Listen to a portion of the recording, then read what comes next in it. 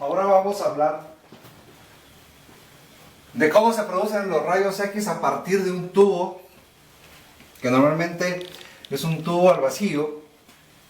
Este tubo tuvo sus inicios en los famosos tubos de Crookes, y estos tubos pues se trataba de analizar precisamente qué sucedía, qué efectos había a la hora de hacer que por medio de él existieran distintos tipos de corrientes eléctricas.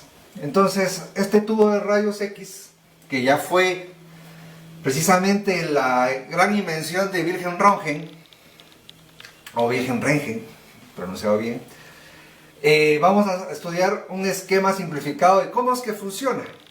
Y este tubo de rayos X funciona de la siguiente manera. En primer lugar, a este tubo de rayos X tiene dos lugares que debemos de señalar bastante bien. El primero es el cátodo, es todo lo que obedece a la carga negativa que existe dentro de todo el circuito.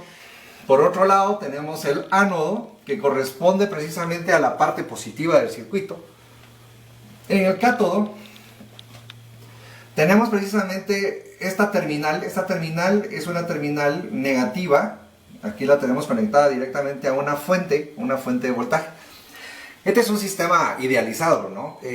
Aquí necesitaríamos tener precisamente una resistencia y bueno, el circuito es al final un poco más complejo, pero la forma más idealizante y por lo menos de entender cómo funciona el tubo de rayos X es por medio de esto.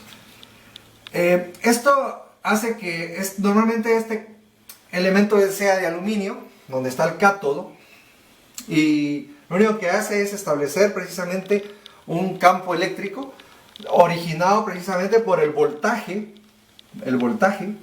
que tenemos aquí en esta fuente de voltaje propiamente. Por otro lado tenemos otro circuito. Este circuito maneja un filamento de tungsteno, que es exactamente el mismo que se utilizaba en las lámparas incandescentes, en las bombillas incandescentes. Ese filamentito que estaba ahí internamente, que en la mayoría de sus casos lo que producía era un aumento de la temperatura, lo que normalmente le llamamos calor. Precisamente eso es lo que sucede aquí. Producimos calor y eso hace que se desprendan electrones.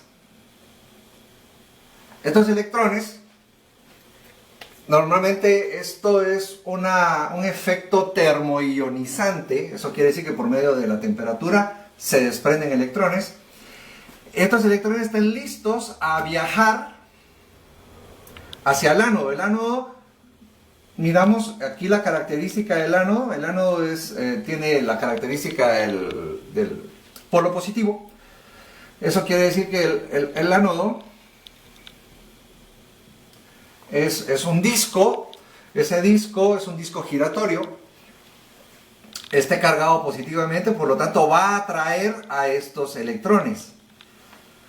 Entre más alto sea el nivel de voltaje, con mayor atracción irán los electrones desde el cátodo hasta el ánodo.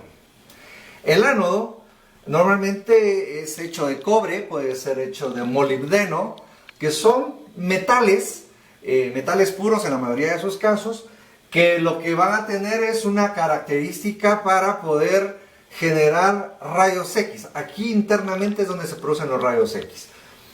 Los electrones para que viajen desde el cátodo al ánodo, como mínimo deben de tener 20.000 voltios. Por eso es que no se utiliza la nomenclatura de voltaje, sino que se utiliza la de kilovoltaje, que 20.000 voltios es exactamente idéntico a decir 20 kilovoltios. A partir de 20 kilovoltios en adelante empezamos a producir rayos X de distintas intensidades. La radiación se produce internamente en el átomo y esta radiación va a desprenderse. Eso ya es de radiación propiamente, por medio de una ventana dentro del tubo hermético. Esta ventana es hecha de un material que puede ser berilio, es el más común. También puede ser la mica, que es otro compuesto que se puede utilizar, pero lo que más se utiliza es el berilio. Bien, los rayos X entonces se trabajan de la siguiente manera. El filamento de tungsteno genera electrones. Si nosotros queremos muchos electrones, necesitamos que en su circuito atraviese al filamento de tungsteno mucha mayor corriente eléctrica. Eso quiere decir que a mayor corriente eléctrica que se atraviese dentro del filamento de tungsteno, van a liberar mayor cantidad de electrones. El proceso termoionizante va a ser mayor. Si nosotros tenemos mayor cantidad de electrones, lo que vamos a obtener entonces es una mayor cantidad de rayos X. Porque tenemos mayor cantidad de electrones que van a ir a colisionar con los átomos que están dentro del ánodo. Ahora, si yo aumento el nivel de voltaje, entonces lo que voy a aumentar es la intensidad de los rayos X. Intensidad. Si yo aumento el voltaje, vamos a señalar aquí el aumento como una flechita hacia arriba. El aumento de voltaje implica que va a haber una mayor intensidad de radiación X. ¿Significa esto que mayor intensidad es que la radiación va a atravesar mayor grosores a la hora de impactar sobre el elemento que vayamos a estudiar? A mayor corriente, ojo, la corriente eléctrica que se produce en el filamento de tungsteno normalmente se mide en... De hecho, la medición no es la corriente eléctrica, pero sí estamos aumentando la corriente eléctrica. Lo que estamos aumentando es la carga eléctrica. Y vamos a definir esto. Corriente eléctrica, que normalmente está definida con la letra I. Esta es intensidad. Esta es corriente eléctrica. Corriente eléctrica es igual al número de cargas eléctricas, en este caso específicamente electrones, en un intervalo de tiempo. Si ese intervalo de tiempo, aquí que está dividiendo, yo lo paso al otro lado a multiplicar, me queda que el número de cargas eléctricas, que son los electrones, es igual a la multiplicación entre corriente eléctrica y cambio de tiempo. La corriente eléctrica normalmente se da en amperes. Esa es la unidad de medida. Y el tiempo se da en segundos. Pero los segundos, para una exposición de rayos X, es exageradamente grande. Por lo tanto, se utiliza la milésima de segundo, llamada milisegundo. Milisegundo. Es una M minúscula y una S minúscula. 1000 segundos. Recomponiendo el prefijo, nos va a quedar M, mili. Ahora la A implica amperes, segundos. Estas son las unidades de medida de la carga eléctrica. Entonces, a mayor carga eléctrica,